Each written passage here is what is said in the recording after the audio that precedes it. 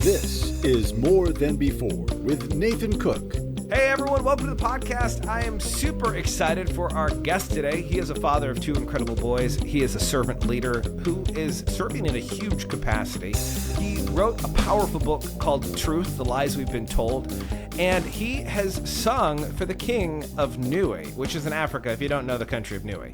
But I'm super excited to have him on because he's got some incredible news about what's going on in his world. He's got a community group that has launched, and you guys are going to be able to check that out. Jared Miller, welcome to the show. Super excited to have you on. How are you today? I'm doing fantastic. Excited as well to be with you. It's going to be great. Well, you know, we always have to set it up for really good just in case it goes down, you know, in fire. We got our fingers crossed. Oh, man. Yeah, gotta do that. I love your story. You know, music has been a huge part of your life growing up. I'm curious, how for you has music evolved in your life, and how has that shaped who you are today? So my family dynamic, as far as I can remember, my parents raised me in church in a faith-based community. And as you well know, music is such a huge part of church, right? Half the service is music and half the service is someone speaking to us. And so, music was always a part of my life. My mom and dad sang in the choir, and my mom was from Illinois. My dad was from Mississippi. And I'll never forget my parents driving back from Mississippi after like a family reunion. And in the early 80s, 5, 6 years old, we had these things called cassette tape players. And I'll never forget riding in the back seat, listening to the Michael Jackson Thriller record, like of all things, right? It's so crazy. It sounds hilarious, but like for those who don't know my story, like growing up, my parents didn't really let me listen to secular music that much at that age, but for whatever reason, I had the Michael Jackson record, which is incredible.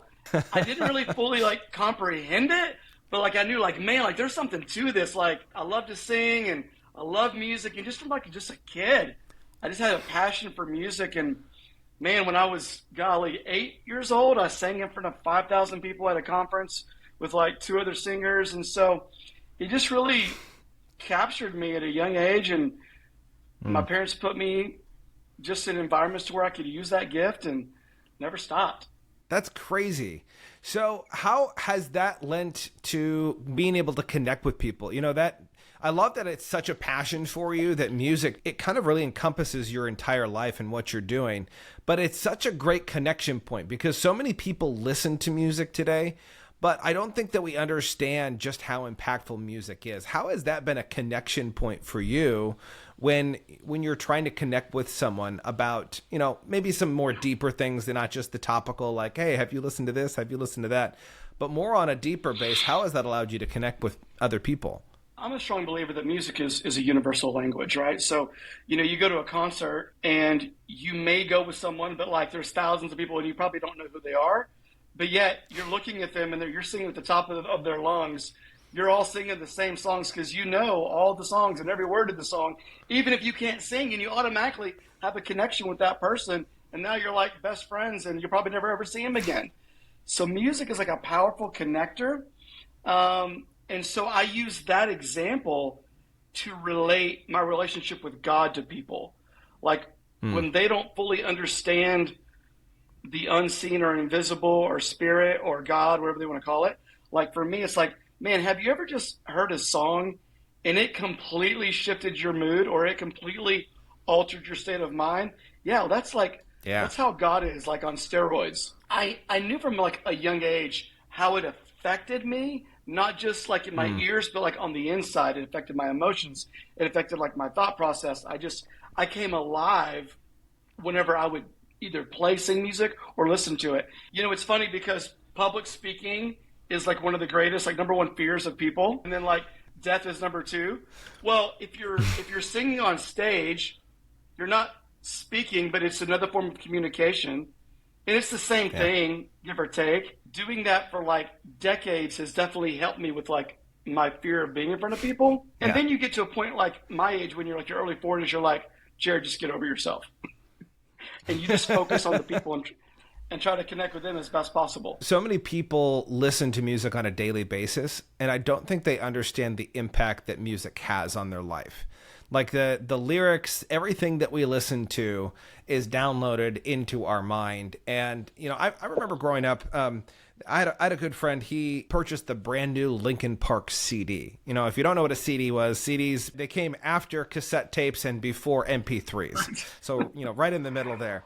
And I remember him saying, man, I got this brand new Linkin Park CD. It's absolutely amazing. And, me being the good Christian boy, I snuck into his car and I stole the CD just so, he wouldn't have that bad influence in his life. And it's funny because a couple weeks later, I was like, what is it about this CD that like he's so, enthralled with? And so I started listening to it. I was like, oh man, this is, you start rocking out, and like all of a sudden my demeanor and who I was started to change just because of the music that I was listening to.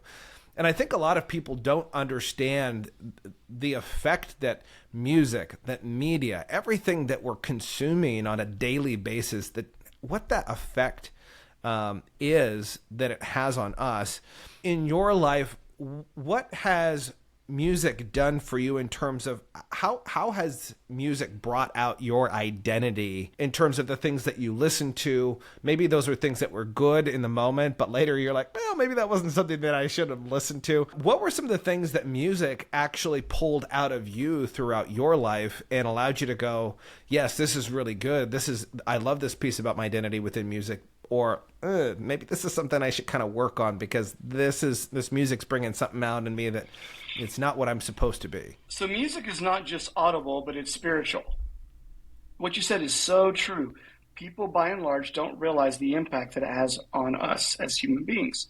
So music goes past the ears, it goes past the emotions, it goes right to the spirit. Music touches us at our core, so it has a huge impact. So for me, growing up as a Christian in church, long story short, the Lord got a hold of my heart at a very young age. So drugs and all those certain checkpoint sins were never really had a major effect on me, but music did. So I'm not being legalistic. This is just for me personally. There was certain secular music that I was listening to, changed my attitude, changed my perspective, changed my mood, changed how I behaved and how I responded. And I would get angry quicker. My temper would be different. It changed kind of, in a sense, some of my personality. And I remember this is back in the day whenever, for those who can relate, we had church Sunday morning and Sunday night. This is just my story, right? So I remember being like, God, I want to kind of draw a line in the sand and just take a break from secular music for just a little bit. And I never could. I just loved it. I loved the music. I loved that. I loved the songs. And I remember, it sounds so funny, 16 years old, crying and breaking my CDs that I wanted to take a break from because it had an effect on me. And when I physically broke the CDs, it's almost like something broke spiritually. And it's interesting how directly correlated our physical world and our spiritual world are related.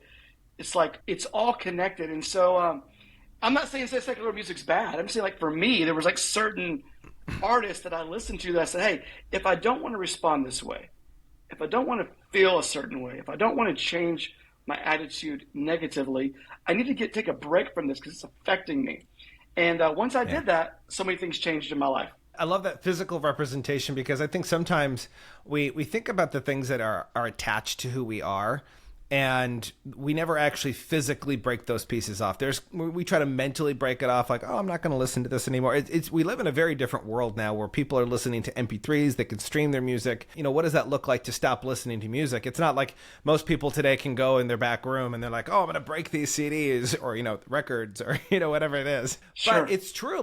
It has such a meaningful impact in your life when you can do something physical to break that not even just emotional, but spiritual bond that we have with some of the things that are attached to us. For you growing up, what were some of the things that, not necessarily that you had some crazy childhood, laced with drugs and, crazy things like that.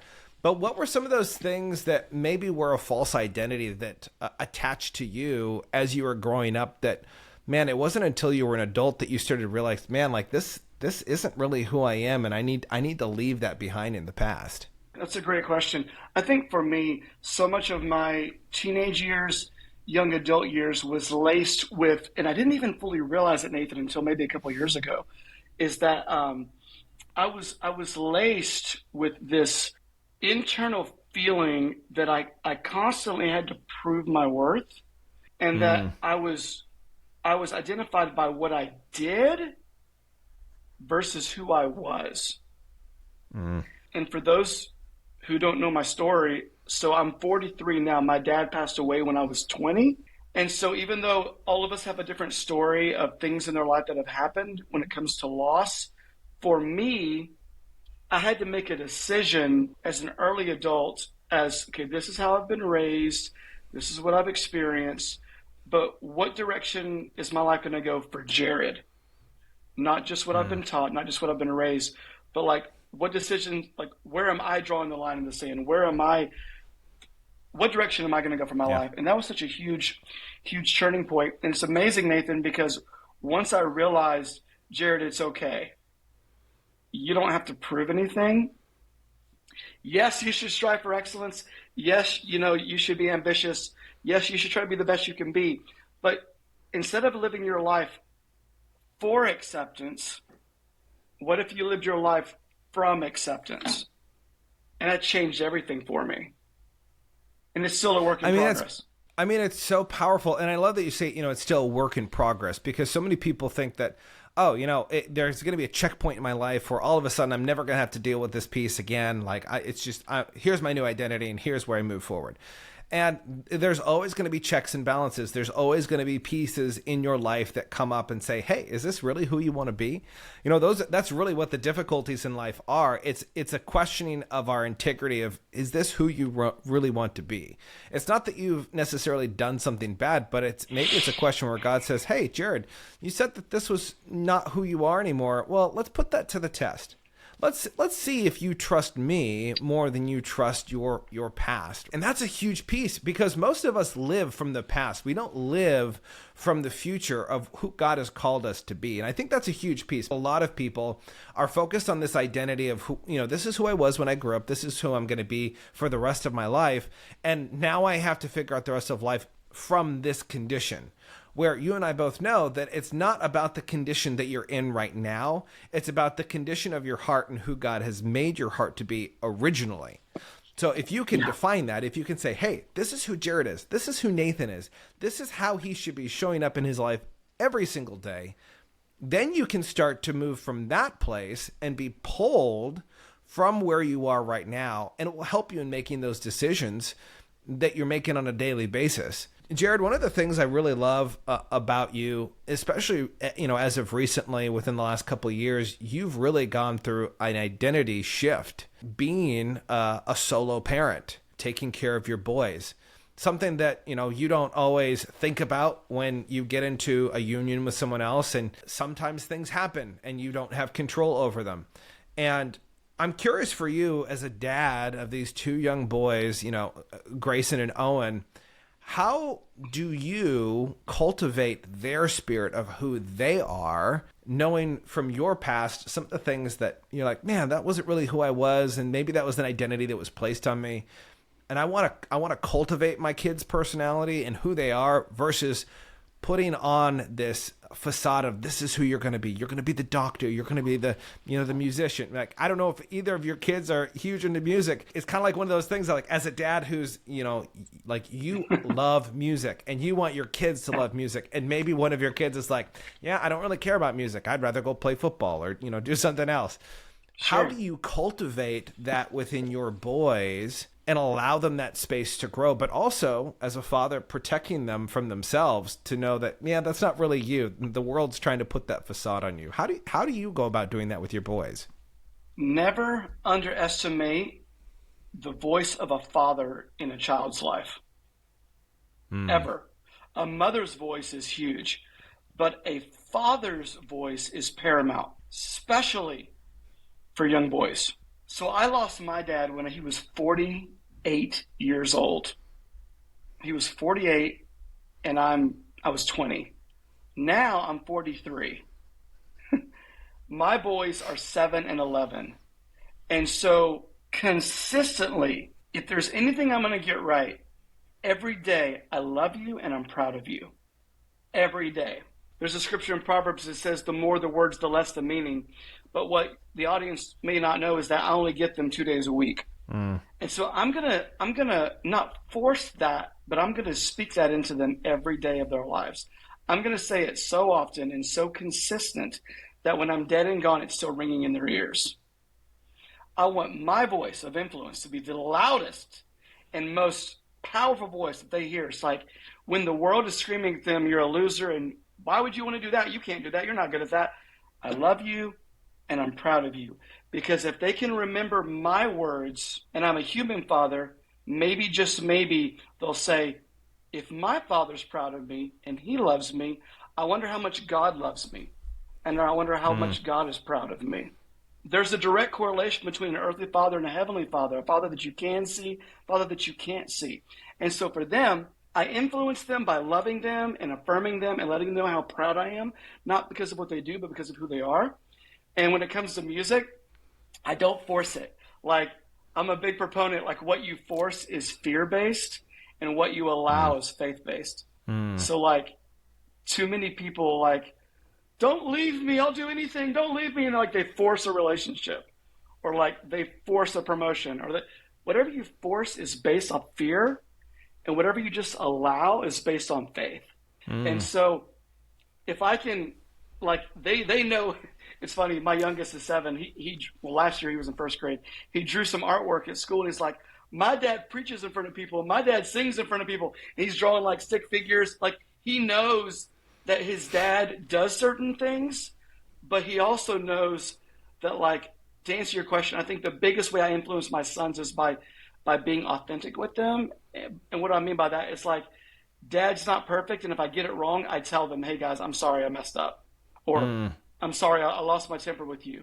Now here's why I lost my temper, but I want to tell you I'm going to do better. And I'm sorry. Nathan, just last week, my 7-year-old, he's now in second grade. And he drew a drawing about like who he is, his parents, and the picture of who he is. He misspelled some words, but the last statement that he said is, I am a Christian. And I'm like, wow, hang it up. I can go to heaven now. I'm good. Just hang it up. If I die, I'm happy, because it's like, man, if I'm getting anything right, I'm hoping that they're seeing my life more than what I'm saying. And that they're like, man, I want to be like dad. I'm like, well, crap. That's like the best compliment someone could ever give you. Yeah. We're not going to get everything right, but we got to get the important things right. 100%. And you know what I love is, when you talk about your boys and looking at them, it's not a matter of what they do, but it's a matter of who they are. You love who they are. I think a lot of people misunderstand, especially a lot of Christians. When Christians say, well, you shouldn't do that because that's a sin, or you shouldn't do that because if it's a sin. It's not a dogmatic piece where we're like, we just hate people that sin. No, because we all sin, right? There's no one perfect on this earth. Right. And at the end of the day, to say, you know what, your actions don't have to define who you are, but you can allow who you are to define the actions that you take in your life. And a lot of people don't operate that way. They operate from a place of doing versus the place of being. And I think if we were to understand that being piece of who we were created to be, we would do things completely different. The world wouldn't be quite so crazy and broken as it is. It would still be broken because there's, we're all broken, right? We're not perfect. A word came to mind as you were talking, and I'm curious, how do you define it and how do you live this out in your life? I think you've already talked about it a little bit specifically with your boys, but as a whole, how does the word grace influence what you do in your life? Because I would imagine that you have received a lot of grace. You've also given a lot of grace, but how does that word impact you today? Yeah, I feel that grace is sympathy and empathy combined. What do I mean by that? So with my boys, I don't just understand what they're going through. I need to feel what they feel, because quite possibly I've been where they are or where they're going. And then grace says, I understand where you are and what you're going through. I feel where you are and what you're going through. And because of the love of God in my life, I'm going to give you the same love and grace that he's given me. So I'm going to walk you through this. And grace is not an excuse. It's not a hall pass. It's a learning experience to say, hey, this could have been you, but this other person's going to be you because of grace. We're going to learn from what happened, and we're going to grow because of it. And so it's one thing for me to get you.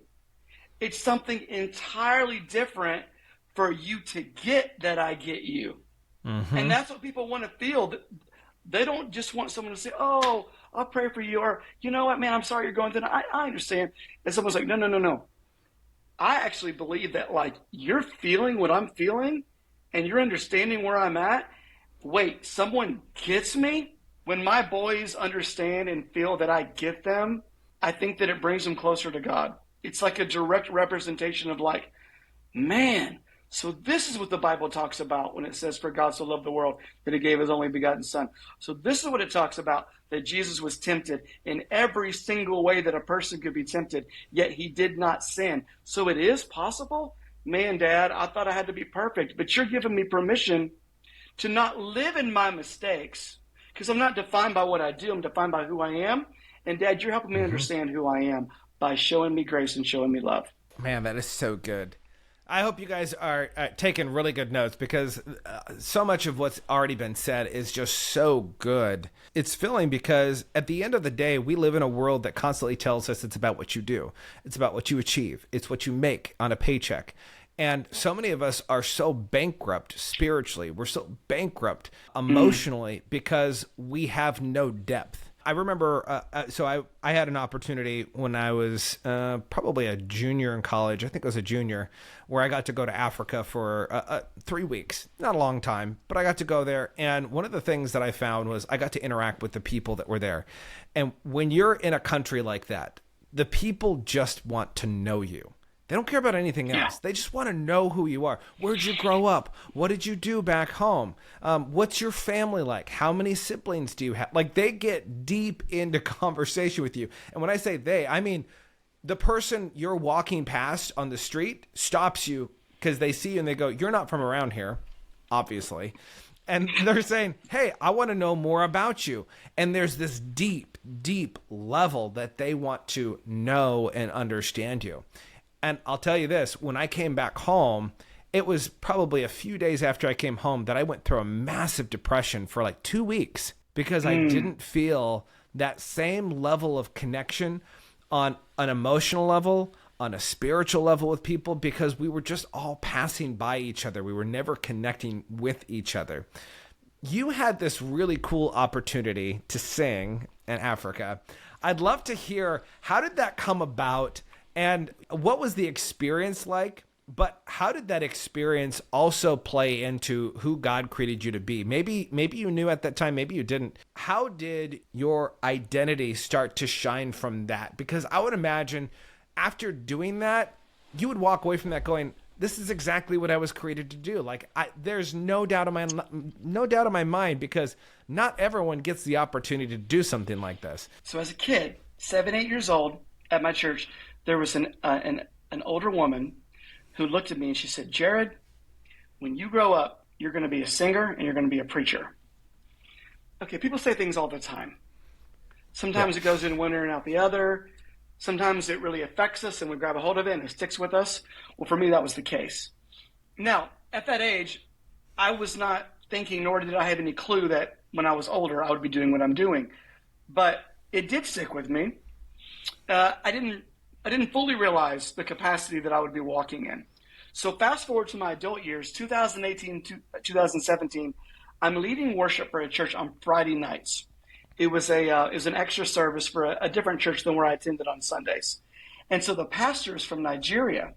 And he said, Jared, we're going to take a group of people to Nigeria in September of 2018. And he paid for the trip. I said, let me think about it. Yes, I'll go. So I went. And so I'm thinking, we're being told, man, we're going to go to some orphanages. We're going to go to some schools. We're going to go to some churches. We're going to pass out supplies and food and goods to these people and really serve them. We're going to sing and minister at these churches. I had no clue, like before God, I had no clue. We would sing and stand before the King of Nui. Nui is a country within Nigeria. And our point person, the pastor of this local gathering, it was from Nui. Long story short, he grew up poor, and God really massively transformed his life in so many ways. And when he was in Nui before this trip, there was literal documented miracles that were taking place. The king heard about it and said, when you come back, please come see me and pray for me. Fast forward to the trip that we were at. We wake up and we said, we're going to see the King of Nui. Oh, cool. I thought this will be fun. We sit down in these chairs. Mind you, Nathan, this king is 93 years old. He is the oldest living king alive. He was older than Queen Elizabeth before she passed away. When the king walks in, everyone stands. I'm like, this is really neat. This is really cool. Our liaison speaks to him, comes to me and says, the king would like to hear you sing a song in our native language. Okay, Nathan, before we flew to Nigeria, I had prepared one chorus in the Igbo language. And the song is called Imela. So I was prepared for that because we were going to sing a chorus in their native language. But I didn't know I was going to sing it right then and there. And so in front of everyone. Right, and our liaison, he says, the king wants to hear you sing Imela. I said, when? He goes, in 2 minutes. Me? Okay, no music, no nothing. Raw a cappella. So 2 things could have happened. I could have been like, ugh, and I could have been fearful and shriveled up and freaked out and be like, oh, I can't do it. Or I could, this is what I was made for. This is what I was born to do. Like, without sounding crass, my parents got together and had a good time. And here comes Jared. Why? So I could sing before kings and priests and minister to the world with my gift. To insecure people, that sounds a little pompous. But for people who know who they are, it sounds very fulfilling and very rewarding and very humbling. And we sang the song. And so the keyboard player who was along for the trip, I looked at him, I said, come sing with me. It was so like just in the moment. And he harmonized with me. And Nathan, a 93-year-old African king, tears coming down his eyes. And we felt the palatable presence of God in the room by singing one chorus 2 times. And it was the most unforgettable experience. And I'll never forget the verse in the Bible that says, find me a man who's skilled at what he does. He will not stand before obscure men. He will stand before kings. And I got it. I sing for the king every day, but now I was singing for a human king for the first time in my life, and everything changed. My gosh. That's so incredible. Like it's always funny to me how everything is so perfectly laid out in our lives, despite, all the stupid things that we do and the mistakes that we make. And we're like, really? Like, how could this all be a part of a plan when I mess up so often? Right. And I love what you say. I was made for this, to minister to the world with my gifts. And I think so many people today would say, well, I'm never going to have an experience like Jared to minister before an earthly king, right?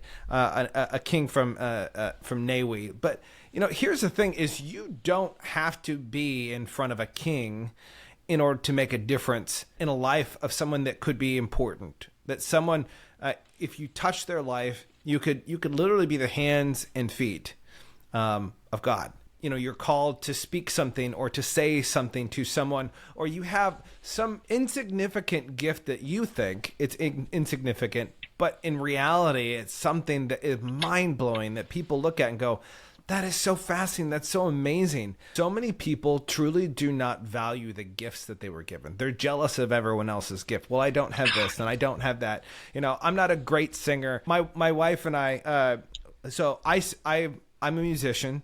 I would say I'm not a great musician, but I'm one that can get by.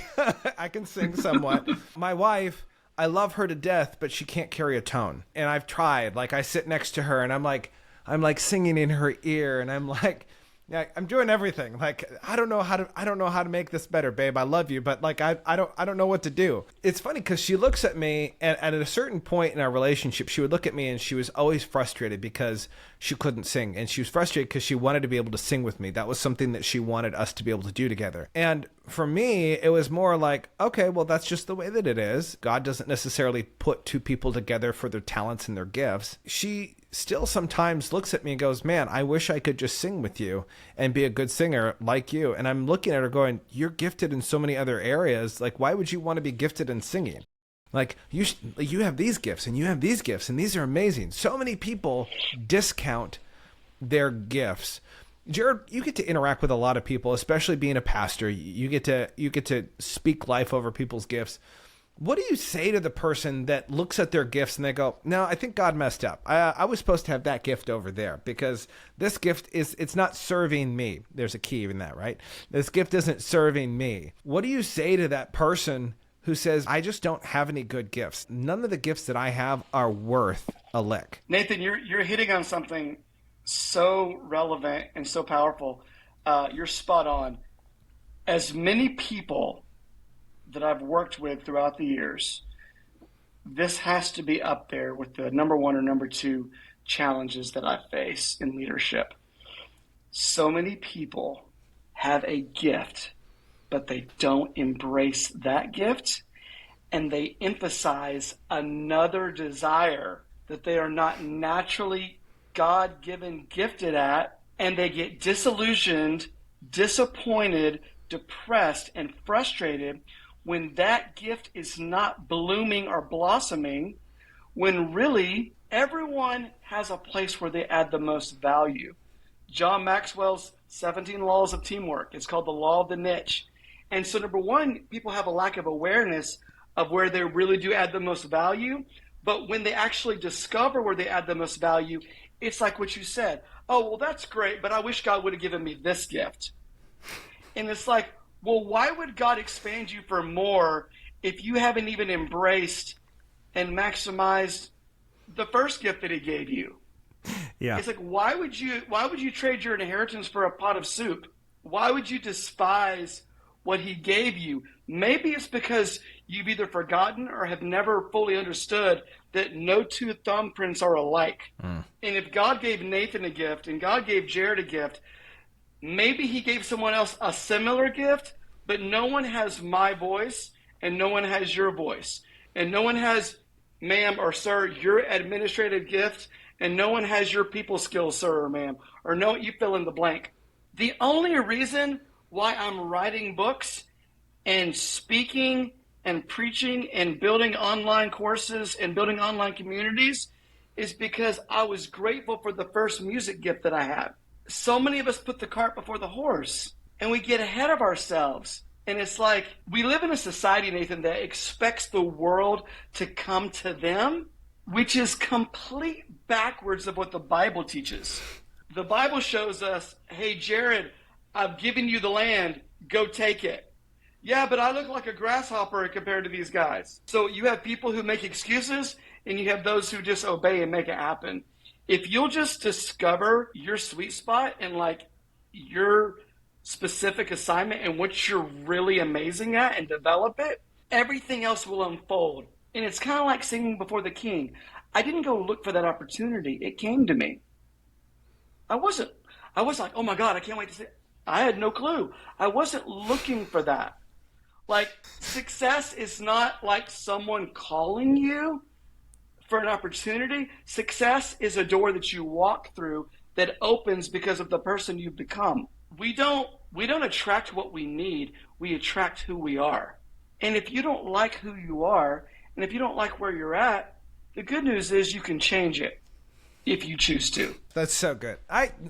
Stop push pause, rewind, go back through that, listen to that again. Like, it's so good. And everything that you said is so spot on. Be grateful for your gifts that you've been given. If you got kids, and I talk about kids all the time on this podcast because I think, well, one, I've got kids, but I think we can all relate with kids. We've all seen the kid in the supermarket that's so ungrateful. I don't want this.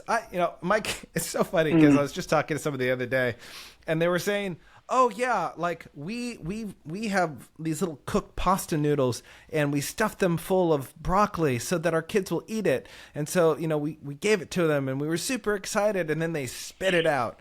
And I was like laughing because our kids, I have taught them to be so grateful for everything that they have in their life. And when they're not grateful, I take it away. And guess what? When you're not grateful for the gifts that God gave you and you spit on those gifts, you're not going to get another gift. It's not an exchange program. You don't go, well, I wish that I had a singing voice. So I'm just going to forget about this engineering brain that God gave me. And I'm just, whatever with that. I'm just going to go towards a singing voice. It's not an exchange program. God doesn't go, oh, well, I'm sorry. I messed up. I forgot. I was supposed to give you a singing voice. So we're just going to make you a really good singer. It's not how it works. And I would almost rephrase one of the things you said to saying success is showing up with your gift to bless others. I think so many times we are so selfish and so self-focused that we only use our gifts to benefit us versus showing up in moments where we could use our gifts to bless other people. 90% of the time when I have an opportunity to speak life into their world, I'm not getting paid. As a coach, I get to ask great questions. I get to uncover things. 90% of the time, it's with someone that's never going to pay me a dime. I'm never going to receive anything back. It's merely my gift to them that I get to give them because God gave it to me.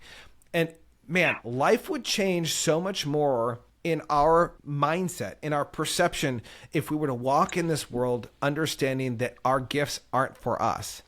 Our gifts are to serve the people around us. Yes. Oh, man, like it's so good. Jared, you have 3 things that are really important to you. I want to make sure we kind of cover a couple of these things because there's 3 things that really stand out when you're serving, when you're working with other people. One, you guys can already tell, he's passionate. He's passionate about what he does. He comes alive when he's doing and when he's singing, when he's being able to speak into people's lives. So he's got a passion. He's got vision. He's got this servanthood piece inside of him. You can grasp all of these things based off of what you've said so far. But I'm curious for you, in your life, have you always had passion? Have you always had this servanthood piece of serving others? Have you always had vision, or was that something that you developed over time that you became better at? What was that the gift that was there that was uncovered and polished up? Or is that just the gift that was like, there it is, like it's been there all along, I've been using it, but I never even knew about it until someone said, hey, you're really good at this? Passion, I've been aware of that my entire life. I've always been a passion guy, always. That's one thing that I'm known for. Servanthood has been a process. Servanthood has been a process of getting my eyes off myself and focusing on others.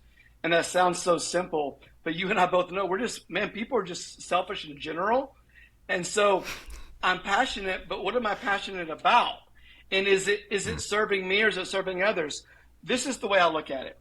If you're passionate about serving yourself, that's where it ends. If you're passionate about serving others, you both win. If I focus on being the best that I can be for the purpose of serving and blessing others, it actually comes back to me multiplied. If it's just about me and my financial gain and my status and whatever, man, it stops there. There's no legacy. I almost lose everything else. It just ends there. But if I focus on others, it comes back to me. I heard a quote, it really resonated. It said that strength is not for status, it's for service. Ooh. Say that again. That is so good. Strength is not for status, it's for service.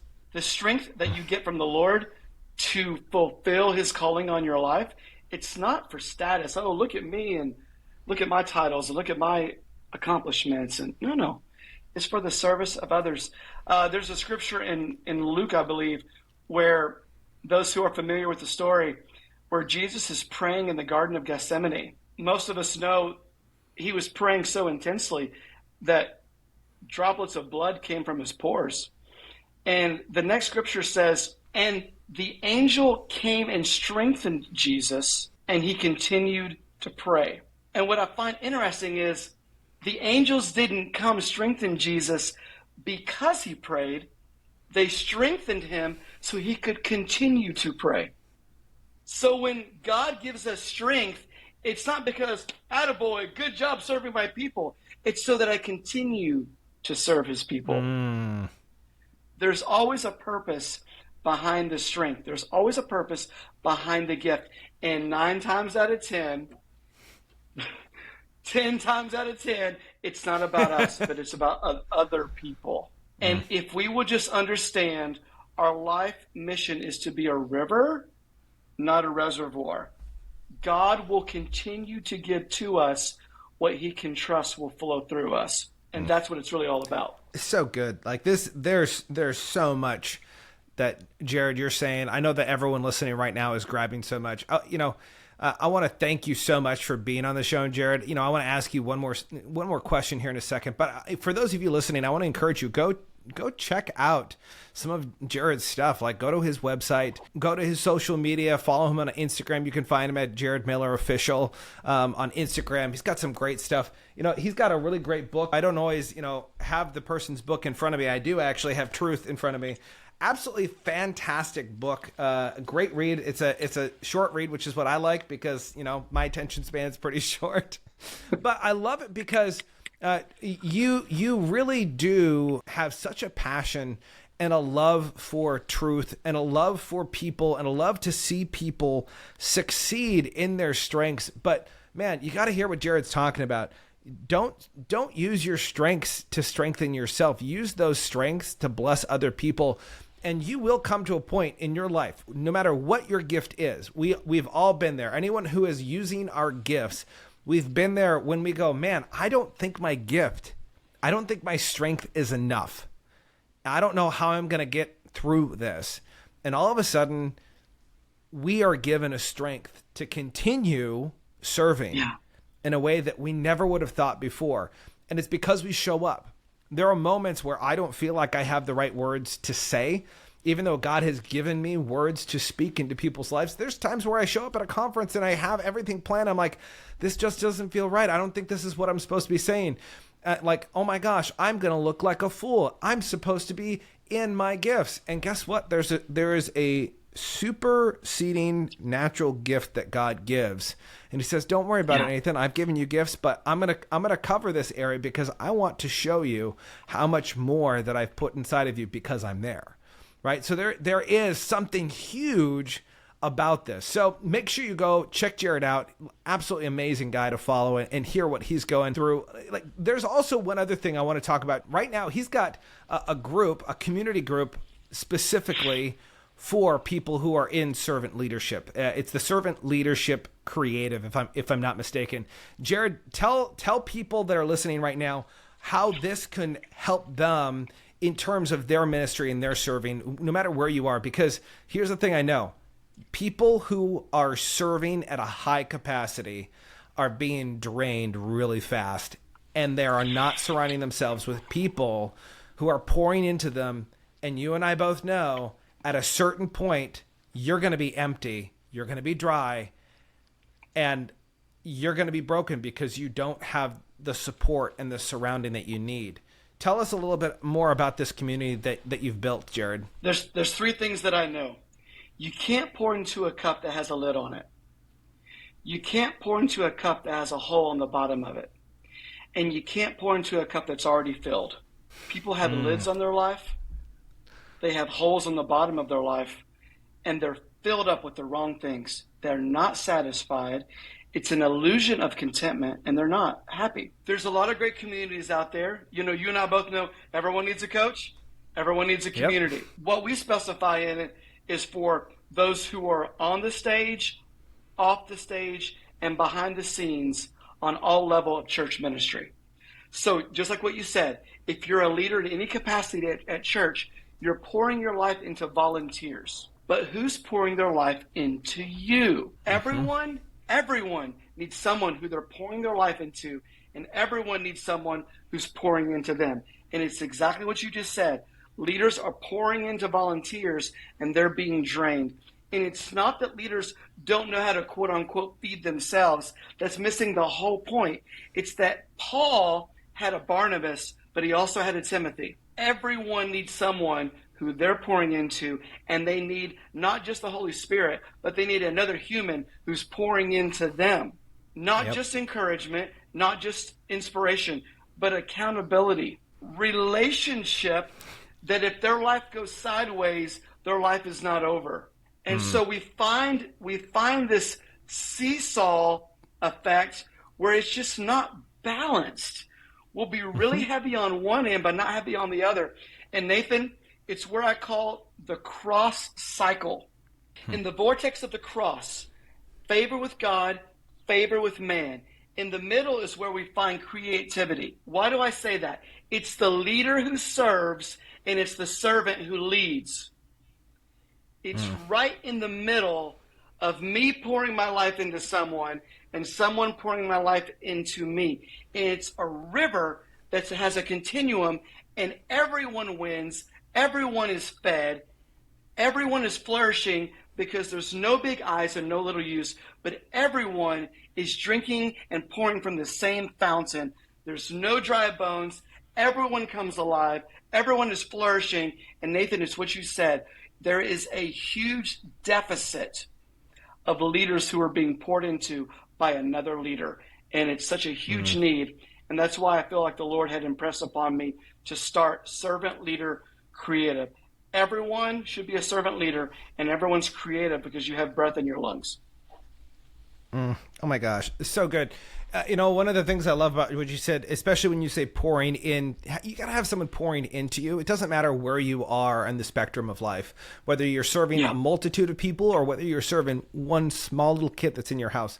You have to have someone pour into you. And I love that you define it in the way of, it's not always encouragement. It's not always edification. It's not always enablement. We're not just enabling you to keep on doing what you... Sometimes the pouring into you is someone coming and saying, hey, dude, hey, gal, I love you, but this has to change because the way that you're living your life right now, the things that you're doing, you're going to end up in a really, really painful place.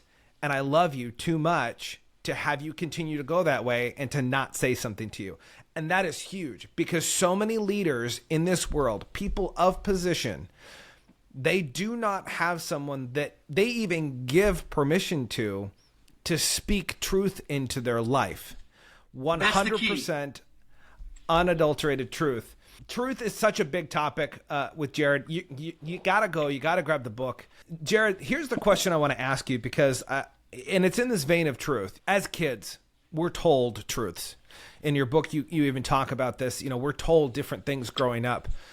I'm curious for you, what was a truth that as a child you just kind of ate up and you believed it over and over and over until maybe a point in your life where you became older and you started to question things. You started to go, is that really a truth? Is that actually a biblical truth? Is that a God's law thing, or is that a man thing that was made up? I'm curious for you, what was that truth that was maybe placed on you as a child that as you got older, you realized it wasn't a truth and now you no longer believe that? What would that truth be for you? And how would you encourage other people to navigate this question of truth in their life for the beliefs that have been put on them? There's 4 stages of life. There's dependent, independent, interdependent, and then back to dependent. When we're dependent as children, we really don't have a choice but to trust our main influence, what they're speaking into our lives. So you asked me a question. Growing up in church, we were taught certain things were right and certain things were wrong. It wasn't until I searched the Bible for myself and had my own relationship with God that I could discover the truth for myself. And that's one thing in the book that I encourage every reader to do is this isn't a book that's beating you over the head with, this is the truth and this is not the truth. No, it's a guidebook. It's a handbook to show you how to find truth for yourself. Because if you're living someone else's truth, that's actually a false identity. Until you know truth for yourself, you'll never take ownership and fully embrace it. It'll always be someone else's idea, someone else's perspective, someone else's reality. You have to come to your own conclusion when it comes to truth. It's so good. And it really is impactful. Like, so many people have these ideas in their head and they never challenge them. They never ask, is this something that's actually true? And we just kind of place it on them. And I love what you say about going and searching. And you can't just go to, Google to search for the answers, because Google, as we even know recently, Google isn't always telling us the truth. You have to go to what is true. Make sure you go grab a copy of Truth, The Lies We've Been Told. Absolutely fantastic book. Jared, I really do want to thank you for jumping on here. And for those of you listening, I want to encourage you, make sure you subscribe to the podcast, and share this episode with a friend. You know someone in your life who is not living the way that they're supposed to be living. Maybe they're living in a shadow of who God created them to be. Today, that needs to change. Maybe they're hoping that they're going to get a different gift later on in life. And it just doesn't work that way. Share this with that person, because every single one of us, if we want to make a bigger impact in the world, if we want to change people's lives, first, we have to own our gifts. We have to go out and we have to start serving others with those gifts. And only until then that we start serving others with gifts do we get other gifts added upon us. For those of you listening, I want to encourage you, just like I always do, to be more, see more, and experience more together.